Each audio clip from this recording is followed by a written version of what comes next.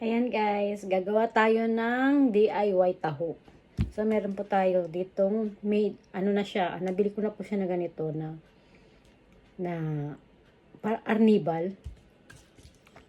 Gumawa na rin po ako ng sago at nag-init na po ako ng tokwa or tofu.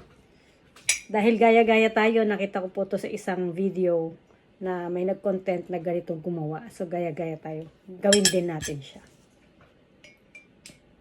Gayahin natin.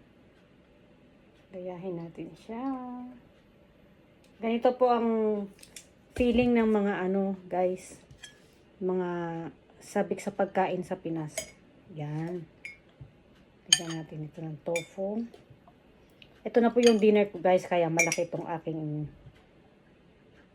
Hindi po ko hindi tayo inom ng bumubulang inumin, kundi magtaw-tofu po tayo guys. Ayan.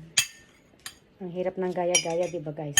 Lagyan natin ulit ng isa pang toast. Ayan.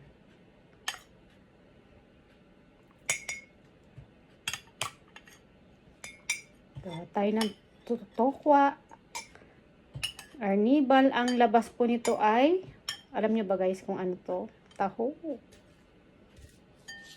Lagyan natin ng sago sa ibabaw.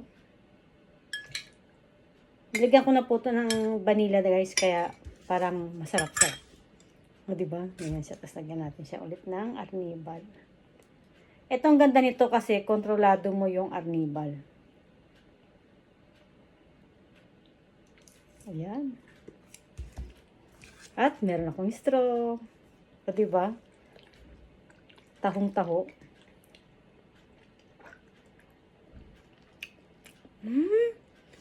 Lasang-lasa nga guys.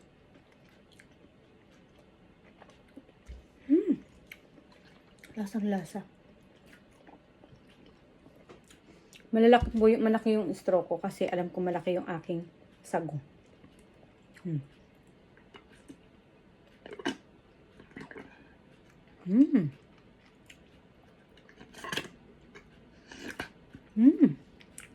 Sarap.